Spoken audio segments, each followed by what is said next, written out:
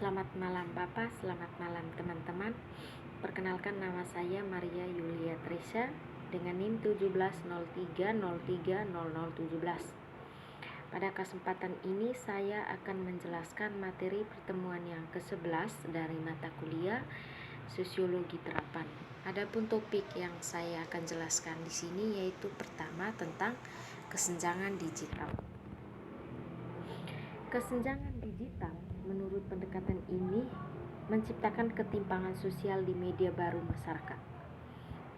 Karena itu, mempengaruhi status sosial dengan memberikan peningkatan prestise mereka yang berada dalam posisi untuk menggunakan teknologi komunikasi baru, menguasai spesialisasi atau keterampilan baru, dan peningkatan kemampuan literasi digital menciptakan peluang baru untuk mewujudkan tujuan mereka di bidang sosial, politik, atau bidang ekonomi. Dalam sejumlah studi dalam buku ini, kami mengamati hal itu. Internet adalah alat yang ampuh untuk menunjukkan dan memelihara status sosial, dan kesimpulan semacam itu dapat langsung mencerminkan Weberian tradisi. Contohnya, hubungan yang jelas muncul antara pendidikan atau penanda prestise dan pengaruh ekonomi dan kemampuan untuk bertransformasi pengetahuan atau melalui kefasihan digital ke dalam sosial, ekonomi, atau politik mempengaruhi. Yang berikut yaitu bagian teoritis. Bagian pertama buku ini memberikan titik awal teoritis untuk volume dengan mengeksplorasi kesenjangan digital sebagai konsep akademis. Di dalamnya masyarakat bertingkat. Pada bab ini berjudul reproduksi dan konfigurasi ulang ketidaksetaraan, diferensiasi dan kelas, status dan kekuasaan dalam dinamika pembagian digital, Bridget Wessels mengintegrasikan studi tersebut, pemisahan digital dengan sosiologi stratifikasi dari awal pendirian ayah sosiologi yang di abad ke-19 dan awal abad ke-20 bergulat dengan perubahan revolusioner industrialisasi. Meskipun dengan cara yang berbeda, dia berpendapat bahwa kelas, status, dan kekuasaan adalah faktor kunci kemampuan orang untuk dimasukkan dalam masyarakat berjejaring. Di bab kedua, berjudul Teori Kesenjangan Digital, Jan van Dijk menjelaskan cara 4 jenis akses ke media digital didistribusikan di antara orang-orang dengan posisi sosial dan atau pribadi yang berbeda karakteristik. Di sini, kesenjangan digital dianalisis dalam konteks masyarakat jaringan, di mana ketidaksetaraan struktural berpotensi tumbuh di antara elit informasi, mayoritas yang berpartisipasi, dan mereka yang berada dikecualikan, karena ketiga segmen masyarakat ini memiliki peluang yang berbeda untuk menghubungkan ke jaringan. Yang berikut yaitu teknologi digital, hubungan sosial, dan kesenjangan digital. Bagi banyak orang di seluruh dunia, luasnya teknologi digital apakah dialami sebagai kehadiran atau ketidakhadiran signifikan. Sebuah aspek yang membedakan teknologi digital adalah bahwa itu merupakan artefak dan media komunikasi yang disebut Silverstone dan Hertz pada tahun 1994. Artikulasi ganda ini penting untuk menilai ketimpangan di masyarakat jaringan yang diaktifkan secara digital. Ini bukan hanya penataan jaringan teknologi dan kemampuan untuk mengakses dan menggunakannya yang memberikan kontribusi faktor ketidaksetaraan, namun juga menyediakan akses ke informasi ke ranah publik yang merupakan sumber daya utama dalam masyarakat informasi. Pemanfaatan teknologi di dalam proses ekonomi, politik, dan sosial budaya masyarakat ketidaksamaan. Seseorang dapat mulai menilai pentingnya pengucilan dari sosial jaringan berbasis teknologi digital ketika seseorang melihat bahwa itu adalah penggunaan teknologi dalam hubungan sosial yang menghasilkan ketimpangan. Yang berikut yaitu meletakkan teknologi dalam dinamika sosial budaya, perubahan, dan ketidaksetaraan.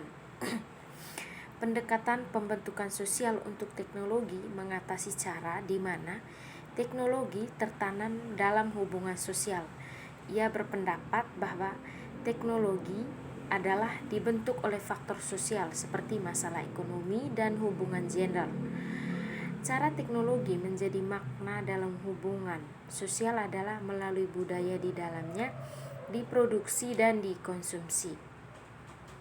Contohnya berpendapat bahwa teknologi mengekspresikan visi sosial yang tertanam dan itu melibatkan kita apa yang disebut Marx sebagai bentuk kehidupan termasuk politik, sosial, dan aspek simbolik kehidupan sosial.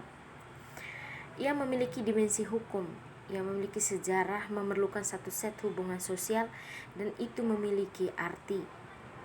Marx dan Engels membahas pembagian kerja dan keterasingan dalam mode produksi kapitalis ketika dia mengidentifikasi keterasingan dalam proses kerja dan dalam aktivitas produktif pekerja. Keterasingan mengungkapkan fakta bahwa organisasi hubungan produktif merupakan sistem kelas yang bertumpu pada dominasi eksploitatif satu kelas oleh kelas lain, dan pembagian kerja mengidentifikasi spesialisasi pekerjaan sebagai sumber fragmentasi bekerja menjadi tugas rutin dan tidak menuntut. Dan hal ini menurut Giddens pada tahun 1979. Bagi Marx, ciri khas kapitalisme adalah munculnya kelas produsen yang memiliki tidak lain adalah tenaga kerja mereka sendiri yang terpaksa mereka jual sebagai imbalan untuk upah yang dibayarkan oleh pemilik alat produksi. Yang berikut yaitu menempatkan dinamika kesenjangan digital di global kapitalisme informasi. Inovasi teknologi digital bersamaan dengan globalisasi,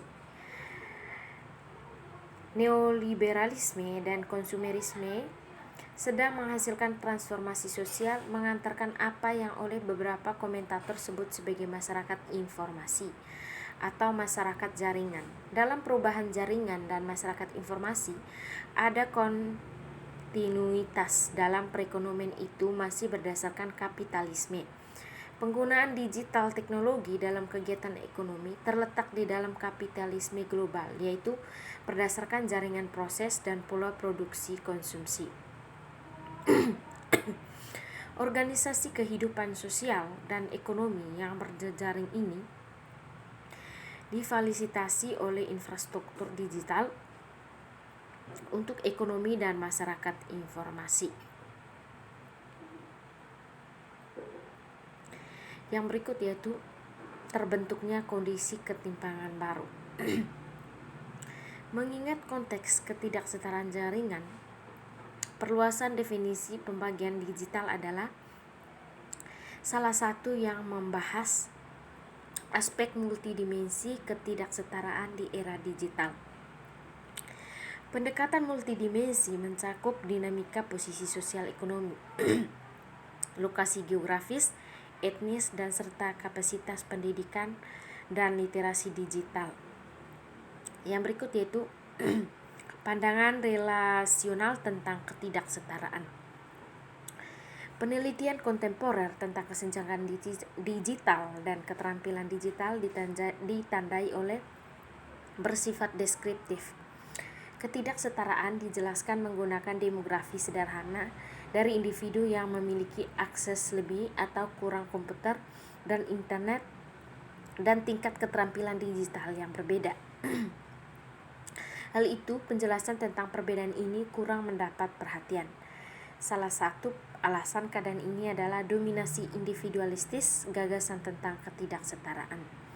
Seperti kebanyakan sosial, ilmiah, dan ekonomi investigasi, penelitian kesenjangan digital bekerja berdasar apa yang disebut individualisme metodologis.